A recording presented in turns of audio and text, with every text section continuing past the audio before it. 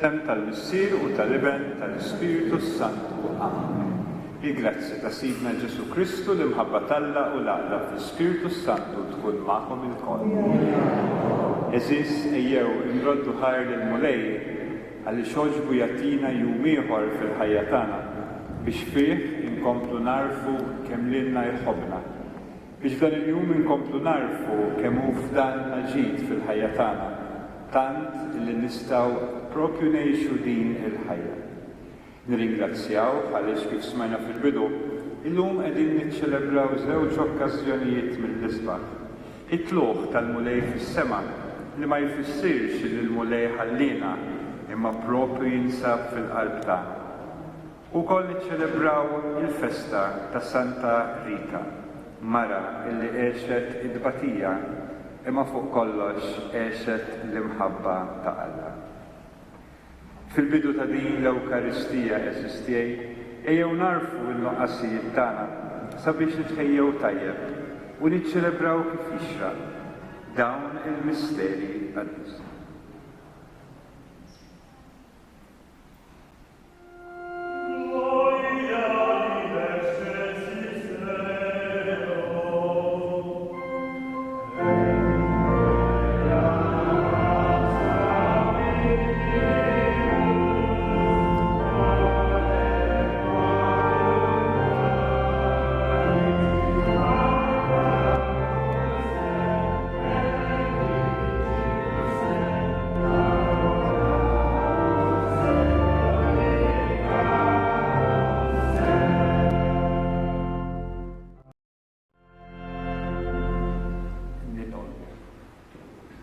Għaddina nitolbuk mulej l-erfu l-qawwa tas-salib. Kif oġbok tagħtihom lil Santa Rita biex nilqgħu bis-sabar id-dbatijiet li nsofru flimkien ma' Kristu, ħallu nieħdu sem ikbar mill-misteru tal-għid tiegħu, u li hu Alla u li miegħek jgħix u jsaltan flimkien mal-Ispiritu Santu għal dejjem ta' dejjem.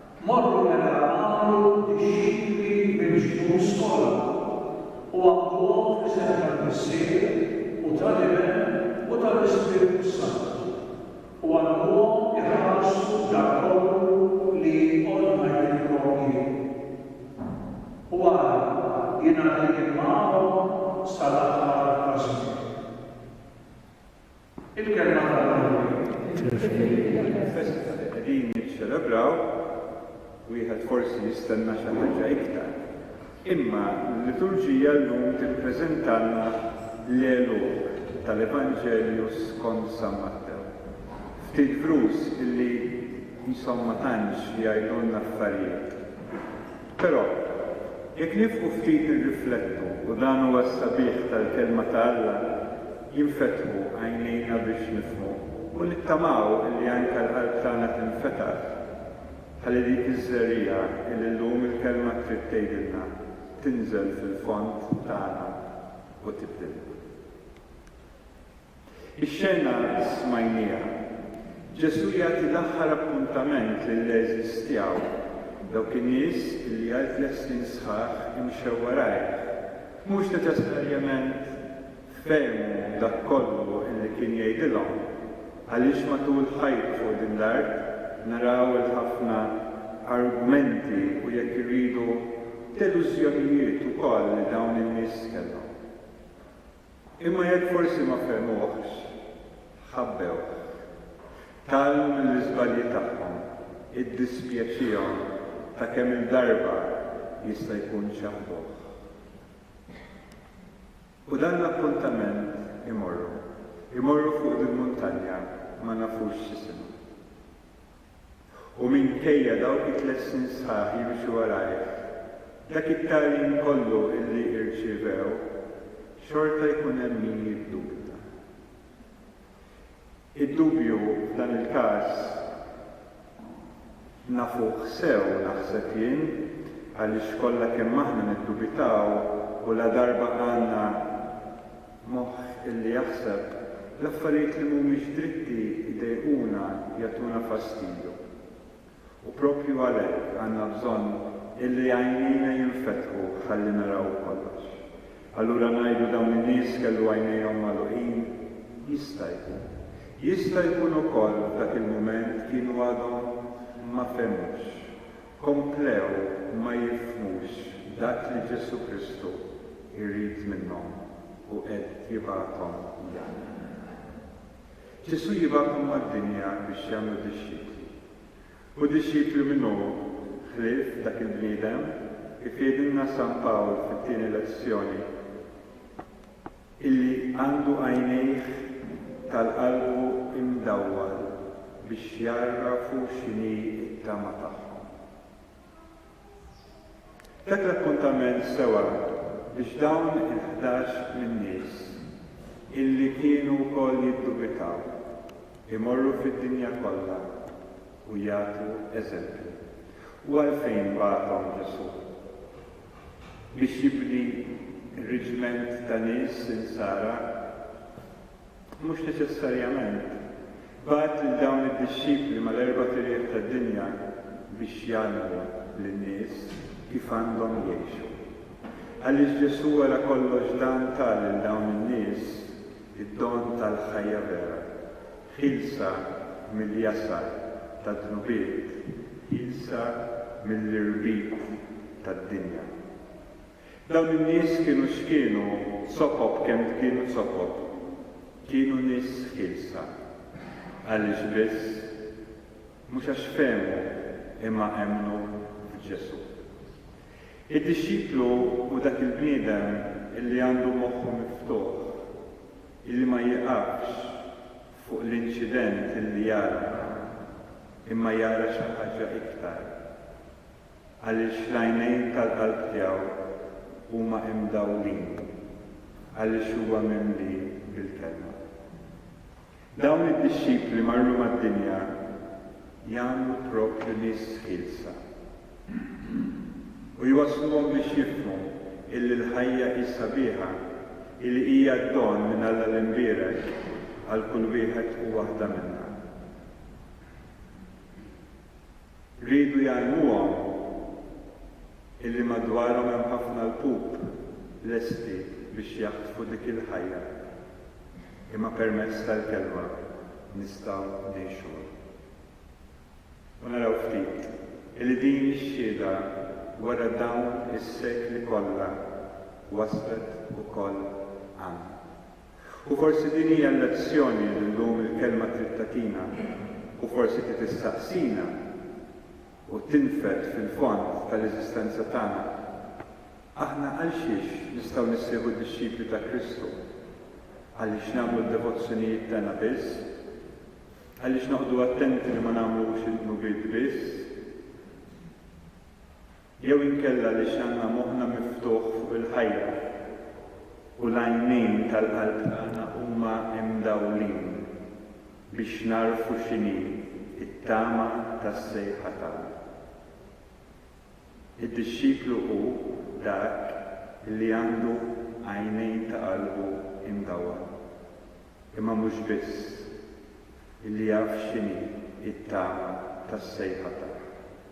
U din naħseb hija domanda li kollha kemm aħna jeħtieġ illi nżommuha f'qalbna. U nsaqsu lil nfusna. Aħna għalfejn nistgħu nissejħu nsara għaliex kienu għamluna u ma għamilna xejn iktar? Jew għaliex komplejna nimxu wara Ġesu?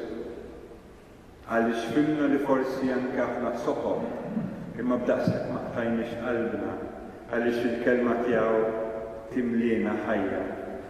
Għaliex nifhmu li kull mument li nqattaw fuq din l-art huwa importanti mhux biss għalina imma wkoll għall-komunità li ngħixu fiha. U naħseb nifhmu li jekk ikollna dan id-dawl narfu naraw ukoll x'jiswa verament fid-dinja. Li mhuwiex il-flus u l-karriera u l-bini u l-proprjetajiet. Imma l-affarijiet iż-żgħar illi lilna jferħuna qalbna. L-affarijiet il-kbar li meta jiġi l-inkwiet qudiemna ma nottrux imma nħarsu dejjem f'għajnejn Kristu. Meta jistedinna għal dan l-appuntament li mmorru fuq il-muntanja nirrispondu u mmorru. Għaliex Ġesu dakinhar ma telaqx imma proprju niżel fil-qlub tagħna. Kif jgħidilna l-istess Vanġelu, ara jien magħkom dejjem sal-aħħar ta' żmien. Magħna dejjem imma mhux biss minn hemm fuq imma minn hawn ġew. Din hi it-tama tas-sejħa tagħna illi Alla l-inbielek qiegħed dejjem magħna. X'imkien f'dawn is-sekli minn meta ġara dan l-episodju sal-ġurnata tal-lum, din l-istess xhieda waslet Antipa. Mara illi kienet imsawra fil-fidi l-Islamija. Mara illi kienet mimlija bil-kelma, mibnija. Kienet dixxikla għaliex l-għajnejn ta' qalba kienu mdawlin u ma bażax mill-inkwiet illi ġarbet. Ma qatax qalba quddiem it-telfiet kollha illi ġarbet. Komplet tissielet biex tifhem illi l-ħajja huwa rigal sabiħ u ma ħallit lil ħadd jaħtafilha minn idejha. Il-qaddisin huma dawk il-modelli ta' bnedmin bħalna tad-demm u l-laħam bl-istess komplikazzjonijiet li aħna ngħixu u għalhekk huma sbieħ interessanti illi narfuhom. Għaliex dawk għexu qabilna u aħna wkoll nistgħu jkollna din l-esperjenza ta' qdusija. Rita tallimna illi jekk inħallu l-kelma ta' Alla tidher fina, moħħna se jinfetaħ. Ser inkunu nistgħu tassew nissejħu dix-xikli u s-slaleb tal-ħajja ma jafġunix. U minkejja d-dbatija li nistgħu nġarbu, minkejja l-inġustizzja u dak kollu li nistgħu nsemmu, ħadd ma jista' joħdilna l-ferħ minn qalbna għaliex dak tawonna Alla biss. U din Santa Rita hija protettriċi ta' ħafna affarijiet ta' dawk l-iktar nies illi jbagħtu mhux vera. Santa Rita hija dik il-qaddisa jien ngħix il-belt u narawhom ġejjin in-nies pellegrinaġġ il-belt ta' Santa Rita biex jitolbu l-interċessjoni tagħha. Tajjeb li nitolbu l-interċessjonijiet tagħha imma jkun aħjar nitgħallmu mill-eżempju. Din il-mara li għexet ħafna iktar batija minnha kienet konvinta li hija dixxikla ta' Kristu għaliex kienet mimlija bil-kelma. Imma mhux biss ħallit lil moħħha jinfetaħ biex mas-salib tifhem illi l-ħajja ma tintemx imma tinbidel. Naħseb il-sara fi żminijiet tal-lum jew inkella l-espressjoni tal-fidi tagħna iridu nesprimuha b'dan il-mod illi ma nkunux kuntenti biss illi darba fil-ġimgħa mmorru l-quddies illi ngħidu xi talba l-emmulaw imma nħallu l-Kristu jibdilna ħajjitna biex napprezzaw dak kollu illi tagħna. Biex ma nħallux l-inkwiet tal-ħajja jaqtanna qalbna. U x'inhu? Kbir kemm hu kbir is-salib, Kristu rebaħ. Għalhekk nitolbu lil din il-qaddisa li hija tant għal qalbna tkompli taqlanna l-interċessjonijiet mela le, imma fuq kollox, tkompli tispirana biex ngħixu bħala. Għaliex anke hawn nistgħu nkunu qaddisin fuq wiġd l-art, anzi għandna nkunu qaddisin fuq wiġd l-art. U propju b'dan il-mod, il-qalbna u moħħna ikunu miftuħin. Ħalli naraw il-Kristu jimxi qabilna u napprezzaw dak kollu li għamil magħna u ngħixu l-ħajja bl-aħjar mod illi nistgħu. Għaliex dak huwa l-isbaħ rigal għalina imma anke għad-dinja meta nitilqu minn hawnhekk.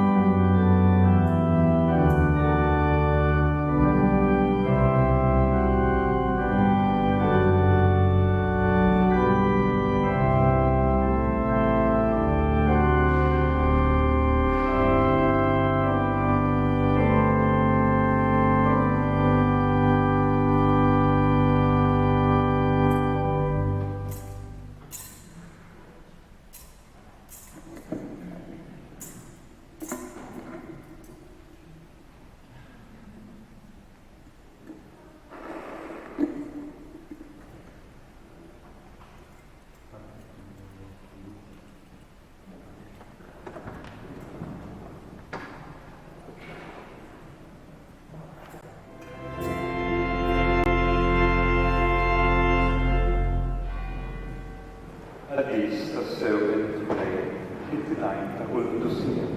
Għaddes għalhekk nitolbu dawn l-offerti fil-barka tal-Ispiritu tiegħek biex isiru għalina l-ġisem u d-dem ta' Sidna Ġesu Kristu. Li meta kien se jingħata biex nibrajh ibad, ħaq il-ħoss, rat il-ħajja, qasam, tali bix-xikli tiegħu u qal. Ħudu u kulu l-kol minn dan biex dan huwa ġismi li jingħata għalikom.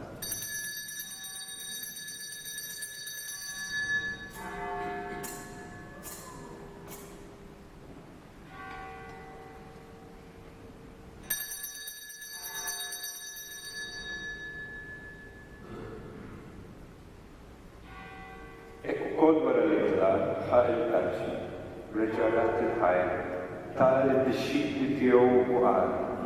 Ħudu u ixorbu minnu l-koll, għax dan huwa l-kalċi ta' demmi, tal-patt il-ġdid li jibqa' dejjem. Id-demm li jixtieq għalikom huwa l-bnedmin kollha, għall-maħfra tal-nubiet, għamlu dan il-fkira tiegħi.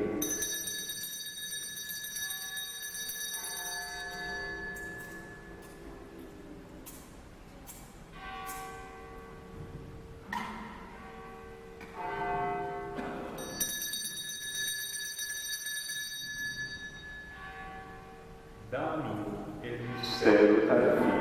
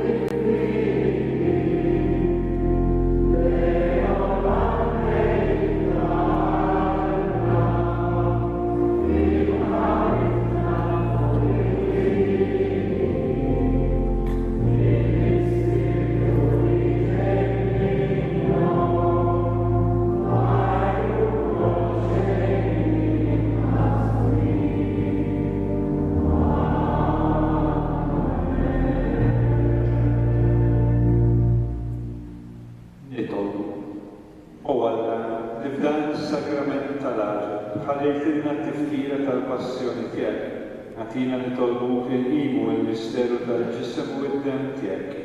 Hekk joħossu fina bla qiegħda dak li repetilna l-fidwa tiegħek. Inti tgħixu s-salva għal dejjem ta' dejjem.